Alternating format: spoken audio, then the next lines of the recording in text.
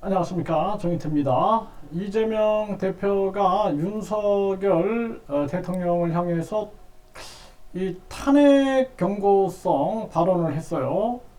그리고 오늘 또 법정에 출석을 했습니다. 네, 그래서 지금 상황들을 보면은 이재명, 윤석열 정부 탄핵 당한 정권 걸은 길 답습 말길 하면서 방일 일정도 시작 안 했는데 하나부터 열까지 굴욕 굴종뿐이다 이런 얘기를 했습니다. 그래서 이 탄핵 당한 정권 걸은 길 답습을 하지 말길 뭐 이런 경고성 발언을 한 거죠. 네, 그리고 또 2023년 3월 17일에는 이재명 오늘 재판 두 번째 출석.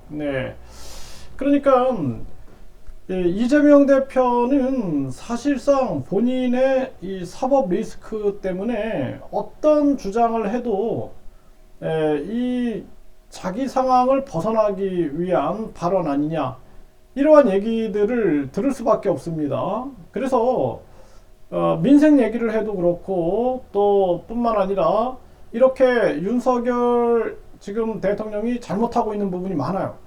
이런 발언을 해도 본인의 사법 리스크를 벗어나기 위해서 일어나 보다 이게 잘 들리지가 않습니다.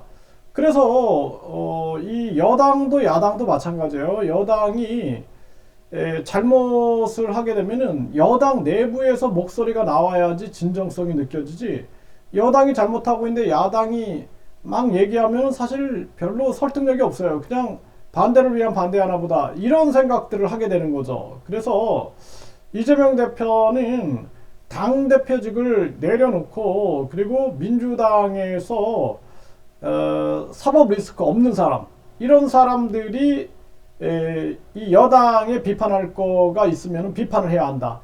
그래야지만 먹힌다라는 거예요. 그렇지 않고 이재명 대표가 계속 버티고 있는 한 이재명 대표의 말은 국민들에게 설득력을 잃어버린다라는 것입니다. 그리고 국힘도 마찬가지예요. 국힘도 자기들이 당을 위하여 존재하는 게 아니라 국민들을 위하여 존재하기 때문에 국민들 입장에서 지금 당이 잘못 가고 있다 이러한 부분들에 대해서 비판할 수 있는 그러한 목소리가 나와야 된다라는 것입니다.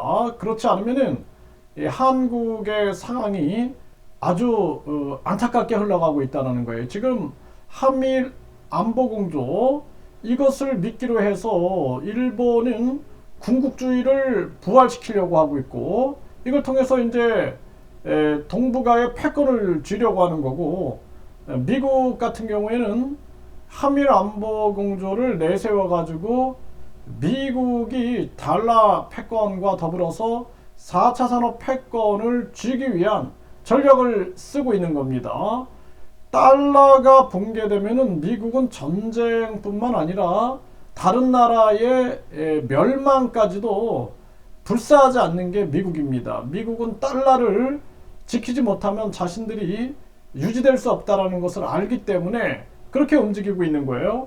그래서 지금 우리나라 국내 정치권도 발빠르게 지금 국제 상황에 대처해야 되는데 참 안타깝습니다. 그래서 이재명, 윤석열 비리 의혹 대선 연장전이 지금까지 벌어지고 있다는 것은 대한민국의 큰 문제고, 그리고 각 당들이 아부성 발언이나 하고 이재명 당, 윤석열 당이 돼가지고 완전히 자기들 보스를 향한 충성 경쟁이나 하고, 이것이 대한민국의 가장 큰 비극이다 저는 그렇게 생각을 합니다.